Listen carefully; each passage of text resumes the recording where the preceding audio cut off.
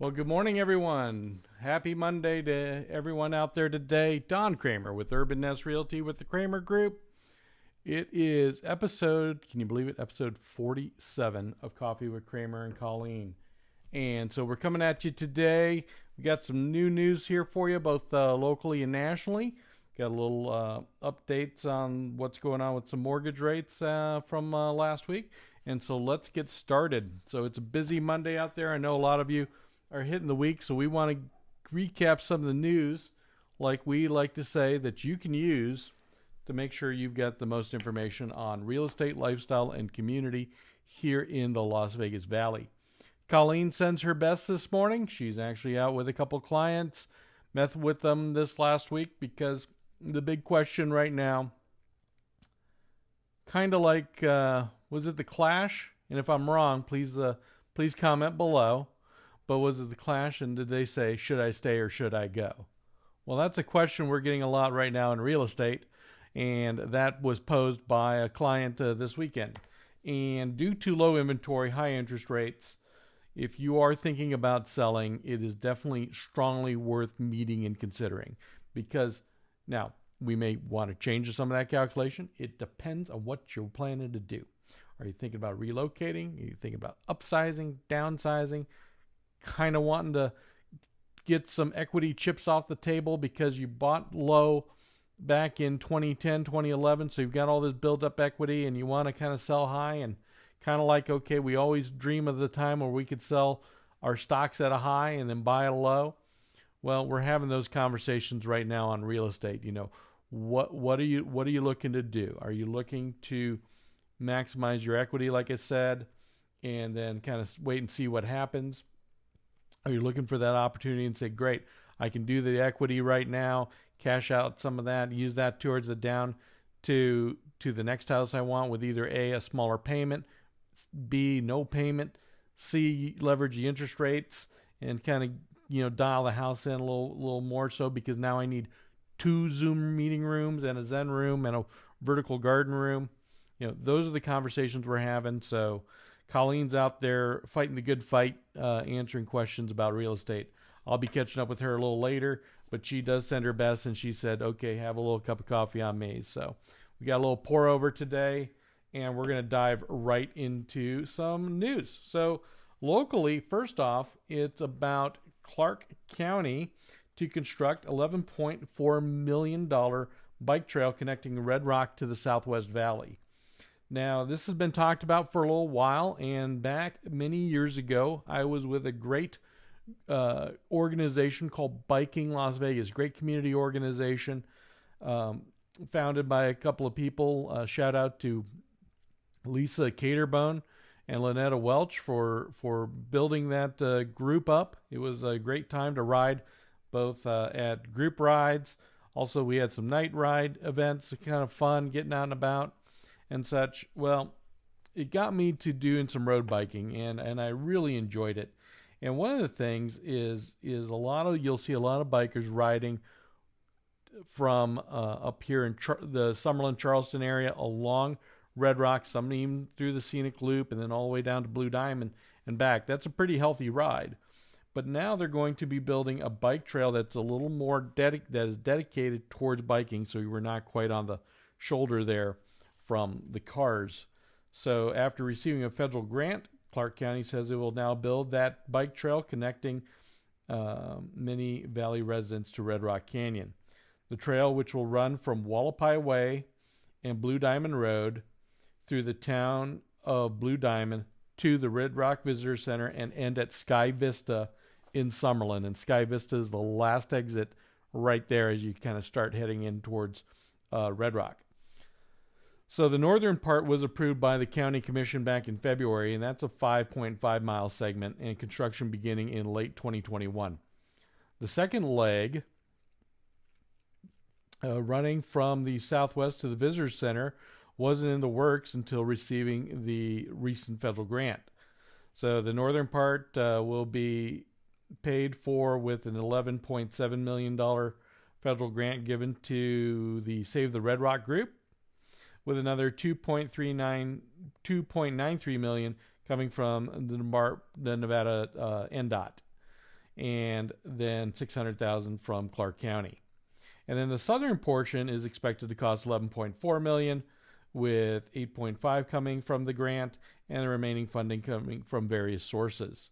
So construction on the second leg will be in a few years later, estimated 2025, and should take approximately a little less than a year to complete. So this was great news for those that are into the outdoors. Again, it's one of the great features we love about Las Vegas, and I think it's something that we just do not talk enough about.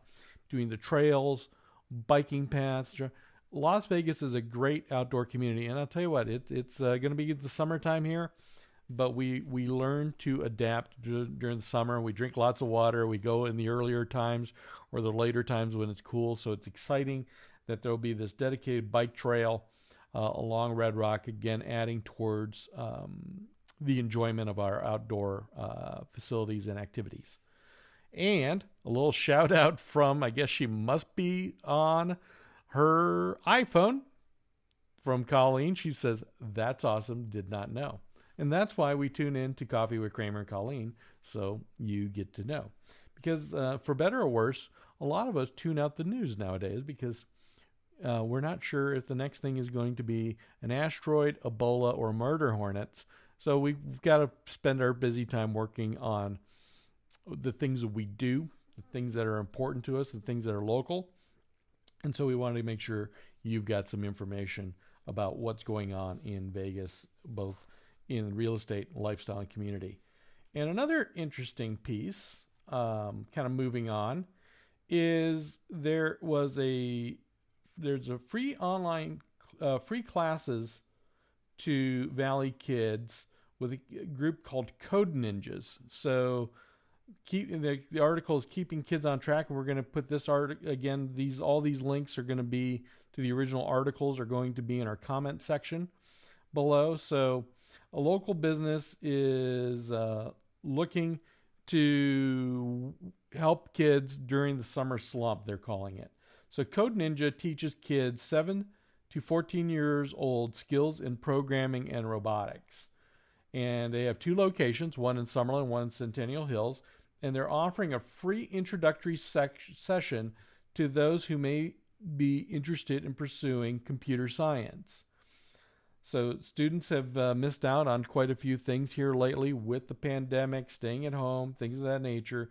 So they want to, Code Ninjas wants to offer these introductory sessions to introduce kids to coding while teaching teamwork and problem-solving skills.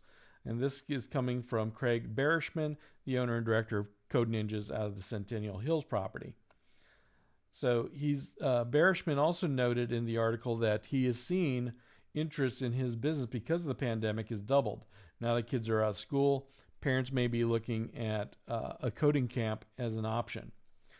So their week-long camps led by Code Senseis, instructors, guide kids through a variety of challenges and activities, including building their own video games and an actual robot. Half and full-time camps are available through August 3rd. So again, they've got a free introductory session, and then if there's interest, definitely inquire about their week-long coding camps. Now, just kind of going back to a few decades in the Wayback Machine, that was being in front of what we used to call an Apple IIe. That was a few generations before the MacBook Pro. Learned basic coding, and they also had another program called Logo, and some of you may have worked on those on the Apple IIe. But both in Basic and Logo, we learned how to write very small and simple programs. So, and that was at a early age, sort of circa 7th and 8th grade. And now that they've got opportunities to learn robotics and more advanced gaming skills with the power of computers and programming languages now today, so it's very exciting. And you know, if it wasn't for those coding camps for me back in the day, that those were a great inspiration and help pushing me down my education and path in pursuing education in computer science, both throughout education and then through college, and then being able to still apply those today, even in the real estate market. Now, although coding has changed a lot since then, the understanding the basics and tenets of computer science have a lot of applications nowadays. So, again, if interested in computer science or some coding camp opportunities, do yourself a favor and check out Code Ninjas. Now, real quick on the mortgage rates, want to dive into those real quick because we've kind of been touching base on those, and then I'm going to wrap up here with some information on on a penthouse project here on a downtown high-rise. So, real quick, mortgage rates from Yahoo Finance. So we're going to thumb through articles. This is another article, another two articles here. I'm not going to cover today, but I want to kind of catch up with those in a later episode this week. So, mortgage rates from Yahoo Finance dropped to a new low under 3% amid fresh coronavirus fears. So as we know, last week we were seeing a great run up in the stock market. However, there was a big sell-off and concerns about the rise of coronavirus cases, especially in many of the states that have shown quite a bit of reopening, including our humble little state of Nevada. We have seen an increase. Now, regardless of what we feel about those, they have tempered some demands in the market, and that has also impacted mortgage rates. So they have typical rate for a popular home loan, which is the 30-year fixed mortgage rate, has dropped below 3% for the first time in the average. So the average 30-year fixed mortgage rate sank to 2.94%. Now, that was back on Thursday from a day earlier of 3.03%. And then on Friday, at the end of last week, it nudged up 1/100 of a point to 2.15. Now, from Matthew Graham, he is the COO of Mortgage News Daily. He is quoted as saying, the average lender is now easily able to offer rates under 3% for ideal conventional 30-year fixed scenarios. So again, good credit, employment, all those good things. 3% 30-year mortgage rate is becoming pretty much the norm, with rates continuing to show even below. Now, again, there was some positive news moving in, and that was the employment rates. But then again, they stated here, the strong economic data, recently strong economic data, and hate to say that, but that sounds kind of odd. But, it's showing positive signs, let's go with that, was all well good. But with coronavirus numbers spiking in several states, the sustainability of economic improvement is now in question, Graham notes. So the next question becomes, how low can rates go? Are rates basically an ever-repeating limbo tune? So though mortgage rates are primarily influenced by Treasury bonds, while they're not direct correlation, there's a lot of trend lines that they seem to mimic. They've also been pushed down by Fed's near zero interest rates and its campaign to buying up mortgage-backed securities to help the economy. Those mortgages are bundled together and then sold to investors. Similar to bonds, the Fed actions are raising prices for securities and lowering their yields for investors, which is helping to lower rates. Now, this is from Matthew Speakman. He is an economist with Zillow. He is stating, with no end in sight to this Fed policy, it is likely mortgage rates are poised to remain low for a while. Now, can they go lower? Markets and Graham back earlier was quoted again as saying, markets will continue to take major cues from the COVID-19 numbers and the resulting impact on the economy. The better it goes, the more upward pressure we might see on rates. The worse it goes, the greater possibility of a return to all-time lows. So the mortgage rate gurus or economists or people in the know are really tracking COVID-19 numbers because they're seeing that as a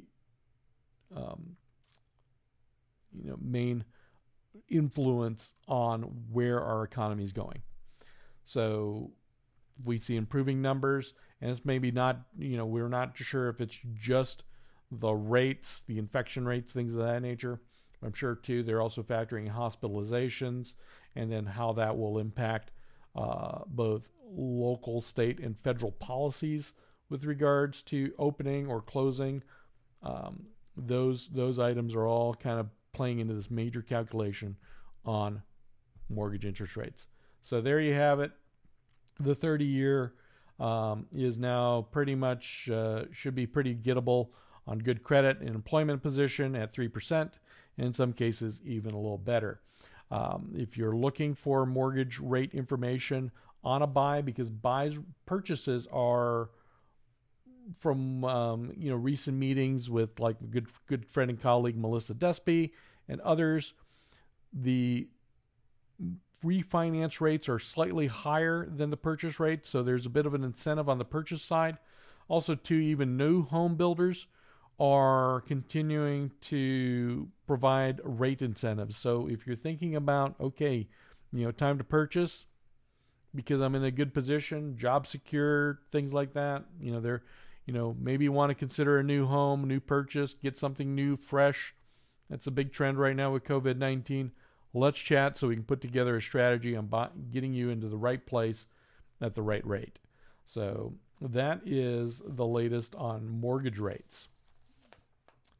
And lastly, there is a Highrise One Las Vegas, and that's kind of about mid-strip. We've seen some interest in there. I've had a lot of inquiries about One Las Vegas.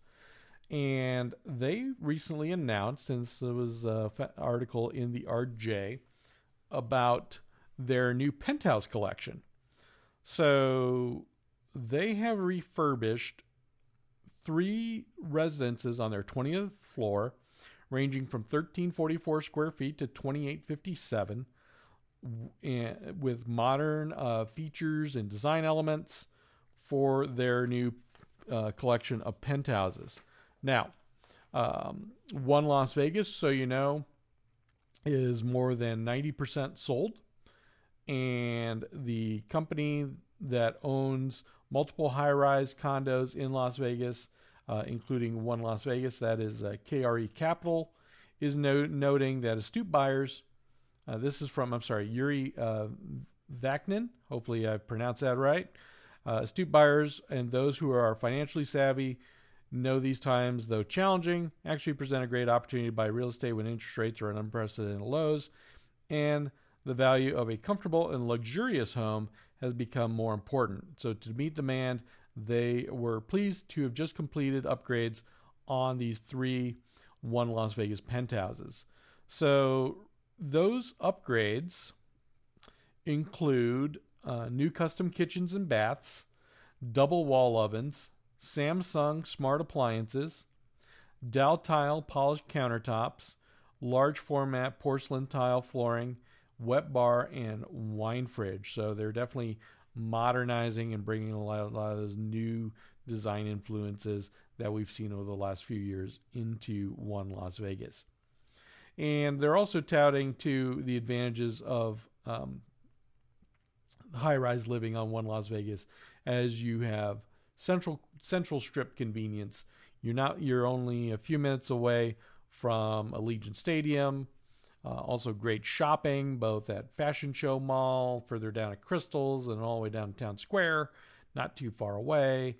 Also to just the hotels and such. And then when they do reopen, especially after their expansion, not too far away, you've got some access to the Las Vegas, to the new Las Vegas Convention Center expansion. So anyway, the large penthouses, so there's these 3 units, and they actually have unique names. So the first one, the White Throne Mountain Residence, is 2,857 square feet, and it's got wonderfully abundant windows, 3 private terraces, creating an indoor-outdoor living environment. It's got a luxurious master bedroom and large invited guest room. This is a 3 bedrooms plus den with 3.5 baths. Again, the penthouse features gourmet kitchen, separate dining room, private den, and that is featured, the White Throne Mountain Penthouse, for $1,299,900. So $1,299,900 is the current list price of the White Throne Mountain Penthouse at One Las Vegas. Then the second property on the penthouse level is another 3 bedroom plus den with 3 baths, and this one's called the Windermere Hills Penthouse, and that is 2,458 square feet. Again, it's an open floor plan that includes new porcelain tile flooring, upgraded and spacious kitchen with waterfall island. The penthouse features 3 balconies as well, with mountain views. Again, also too, the penthouse has wonderful soaring 10-foot ceilings and expansive windows throughout most of the unit. Now, that Windermere Hills penthouse is noting as a great value at $799,900. So for a high-level penthouse in the just shy of 2,500 square feet, 3 bedroom den, 3 baths, that's actually not too bad a price. And then lastly, this is the entry level, and it's just under $500,000, is the Hayford Peak Penthouse Residence, which is a 2 bedroom, 2 bath, 1344 square feet. Again, expansive windows. There's a large balcony from the great room and master bedroom connecting. And then in the heart of the home is a custom design upgrade gourmet kitchen. So that unit, the Hayford Suite Penthouse Residence, is offered at $499,900. In addition, One Las Vegas offers luxury services including 24-hour full-service concierge, 2-story fitness center, resort pool, tennis courts, massage room, dog parks, and much more. So if you're thinking about inquiring about high-rise living, and we've got some great high-rise options all the way from the west side of town here at One Queensridge Place down to the Strip, such as One Las Vegas, do us a favor, give us a call. I'd love to kind of talk to you or see what you're thinking about in high-rise living. We've worked with some clients on looking for something where it's more amenity-rich and a brand new place. I know there's a little bit of controversy, a little talk about, okay, what about high-rises and coronavirus, things of that nature. Excuse me, but this brand new penthouse property, refinished, refreshed, a lot of new features in there that may be worth considering. And also, again, some great amenities. Well, that's this week's kickoff to episode 47 of Coffee with Cramer and Colleen. So on behalf of my partner, Colleen Schaefer, we appreciate you tuning in to our Coffee with Cramers and Colleen. And we're got some more news on Las Vegas real estate, as well as some market news. And then Wednesday, as always, we do our weekly recap. And then also, too, we're just kind of finalizing some schedules for some great new people coming on to the show to talk about what's going on either in their business, the lifestyle community, and like I said, real estate in general. So again, on behalf of Colleen Schaefer, I'm Don Cramer with the Cramer Group at Urban Nest Realty. We're more now than ever, your real estate experience matters. And we also say, or as my good friend and colleague, Michelle Hausbeck, we'll shout out to you, and making this coffee mug, dream big, sell smart, and buy right. And we definitely believe strongly in that. So till episode number 48, we wish you a wonderful day. Take care. Bye-bye.